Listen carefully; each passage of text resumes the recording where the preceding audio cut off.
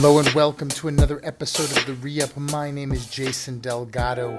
We are out here once again grinding. No, we made a little bit of a new space here to do the podcast, so I'm hoping it sounds good and looks good if you are watching on YouTube or listening on your favorite podcast service.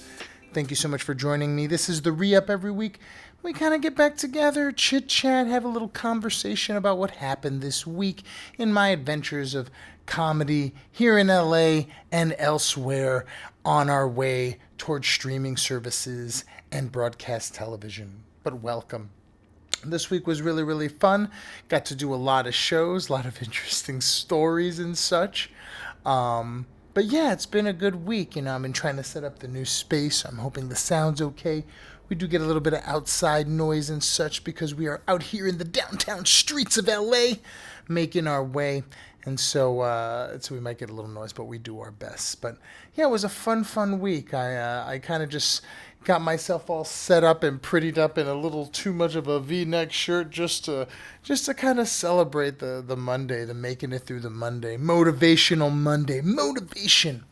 Yeah, because this week was just a lot of grind, just a lot of doing shows, coming up with new material, and then doing like filming and stuff. We're doing a couple little side projects as well, so it's exciting.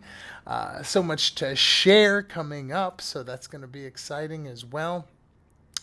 But yeah, coming up with jokes, that was kind of, Motivational Monday is kind of what I'm going with this week, just because so much of doing what I do is just kind of making it through the regular workday just to have the energy to get to the, to the fun stuff, to the making jokes, to the going out to the clubs, to performing, to trying to get the things, rock solid and good. Which is why now today I set up a little lounge for myself. It's a little bit of a loungy podcast. I even made myself a beverage, an adult beverage, just so that we can chit-chat. Ooh, I might have messed up the mic. Just so we could chit-chat and leisure. And I think that that's an important part of kind of making it through, just because, sometimes these some of these shows and some of these places, it gets a little rough. Cheers to all of you. But yeah, I just had a week where I was going out, performing at open mics and shows, and I did have a show that was super, super fun on Saturday night at Baja's Grill, where there was just a big crowd, ton of people. Tried out some new material, which was fun. And it was, I set up the microphones and the cameras and the lights, and I try to make everything as good as possible, and everything's set. I put the nice camera, I put the backup camera for the backup plan to back up the backup plan. Get myself ready. Ladies and gentlemen, Jason Delgado, forget to turn the microphone on. So there's excellent footage of me moving and grooving without any sound to show for it. But this is the way we roll. We roll. And then all the batteries started to die on things. I had fully charged everything, and the battery on the camera died. The battery on the light died in the middle of the headliner's set. And so all apologies to Rachel D for going dark halfway through the set. It was just sort of a weird thing, and then the thing stopped working for a lot of people's sets. Thank goodness I had the backup. I set the iPhone up on a little tripod in the back, and it caught everything. And it just goes to show, you just got to be prepared for the worst, unfortunately. Sometimes, I don't know. I always like to have a backup just for things like that, events that you're recording, that you want people to have their footage and such. But I was like, man, all these things kind of going in a row for the good footage. I wanted to get the good footage of the good jokes, and it's gone. But I kind of, thought to myself, like, one of the things that I think going through sort of the process of working these jokes and working on, sort of getting out of the day job into the dream job, as I say, is just being prepared,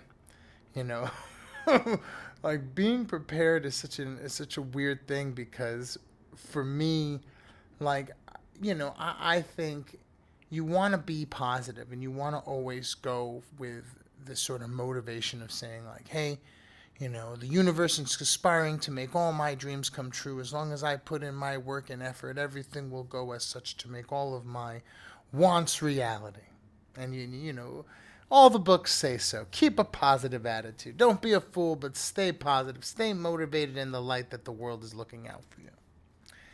And I have discovered that it is important to keep that, as well as prepare for the gremlins. Just for the odd, just the odd happenstance. Just these certain things that I don't know where it comes from or what it accounts for, but there is just something about being extra sure, extra prepared. For me, when I do, comedy, it's always, I always like to do the set beforehand, either in the bathroom or in the living room. And I mean, this is a set that I've done, 20 times, 10 times last week, 10 times this week, in the shower, here and there and everywhere.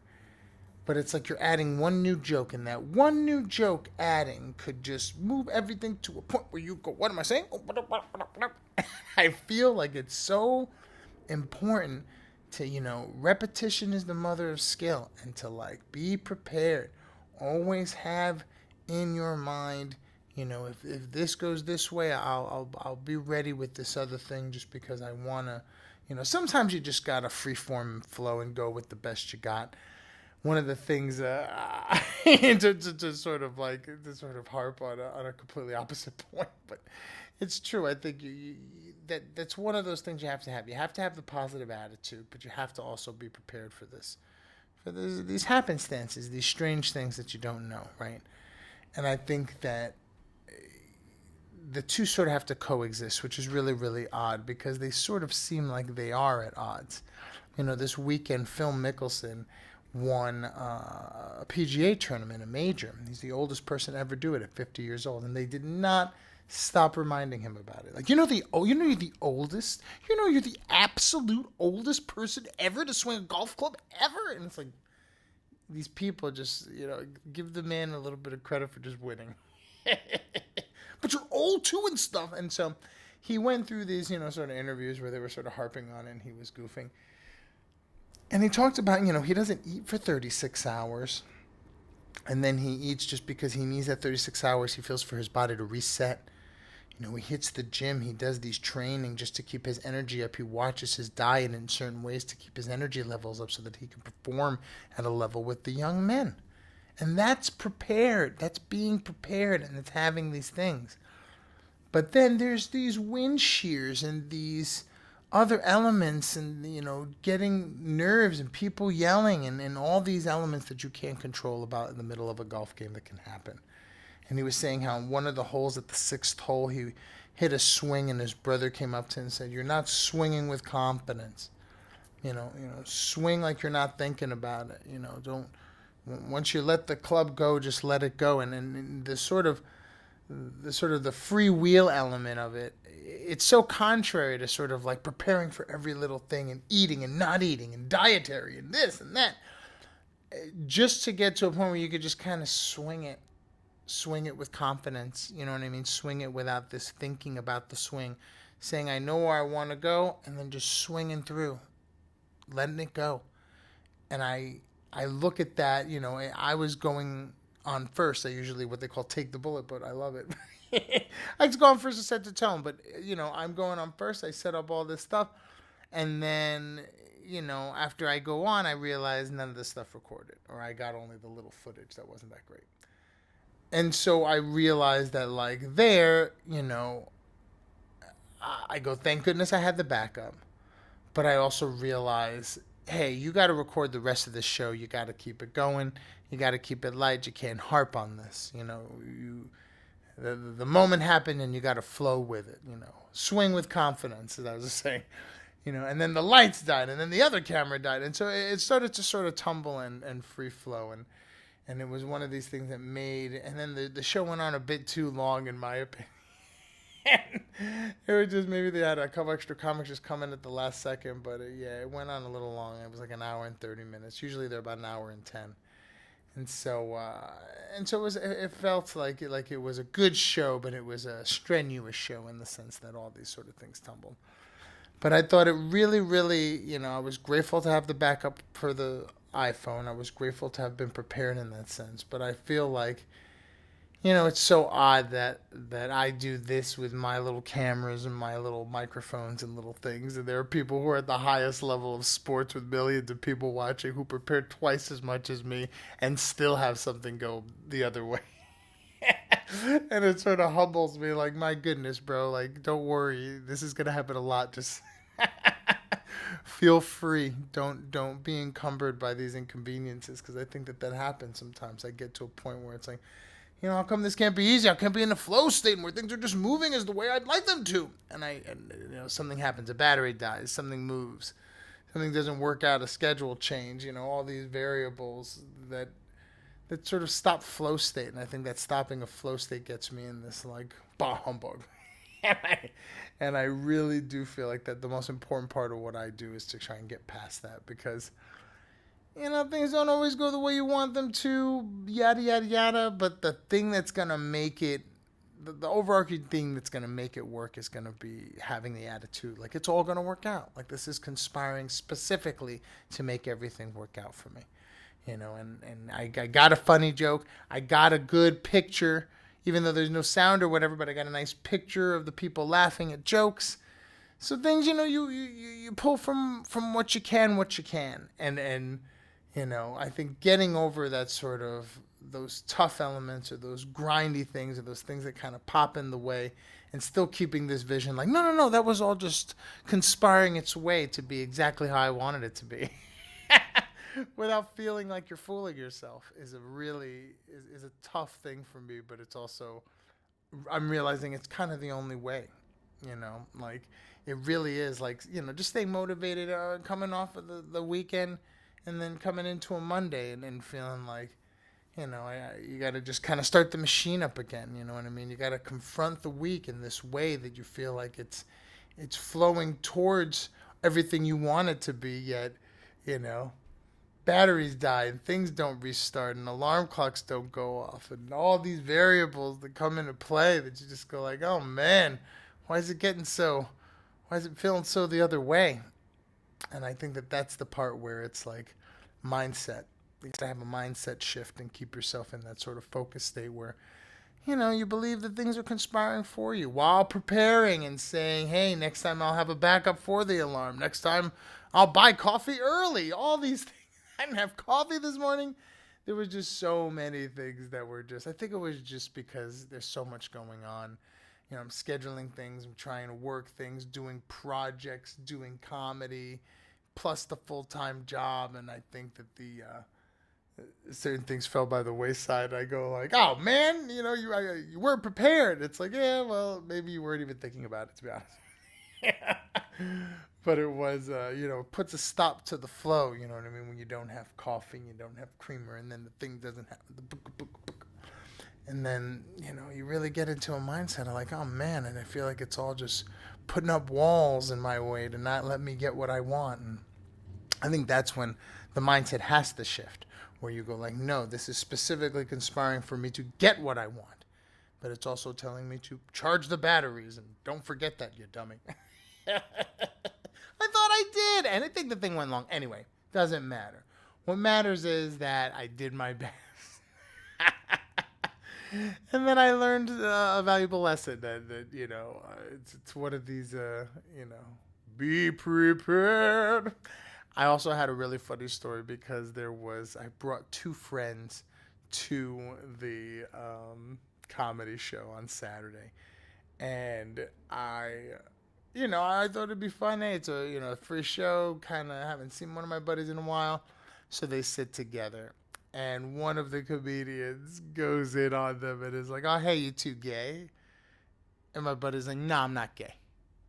And like, "Oh, no, because you got that like gay look." Or whatever she said. It wasn't even a great joke, to be honest with you, but it wasn't in any way meant, I think, to elicit hate. But hate is what she got. My buddy's like, tell your joke. And she's like, excuse me? And he's like, yeah, just tell your joke. Just tell your joke. I was like, oh my God, bro. Oh my God. And she's like, oh, do you think I'm bombing?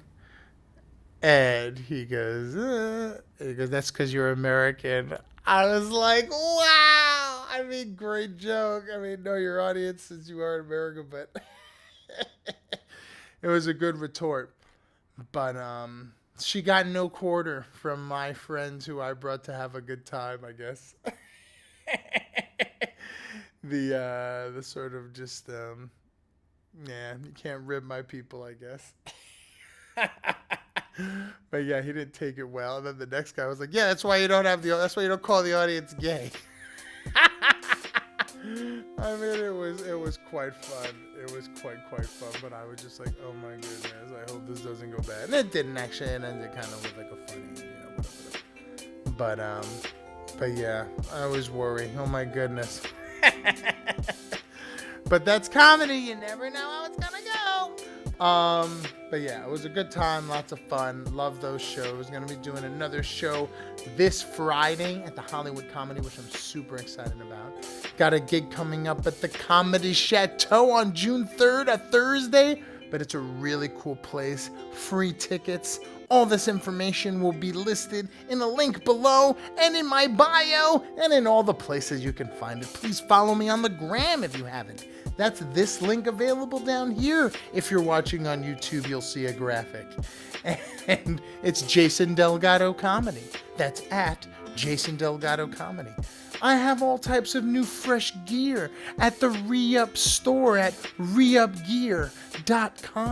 That's reupgear.com. And so many fun new projects and things coming up that I cannot wait to share. But for now, we'll kind of call it.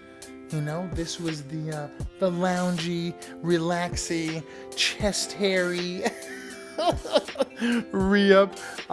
We might try a couple different setups just to see how it all turns out, but you know, it's always good to be out here having a little conversation, a little storytelling, a little chit-chatting. If you made it this far, thank you so much. My name is Jason Delgado, and we will see you on the next one.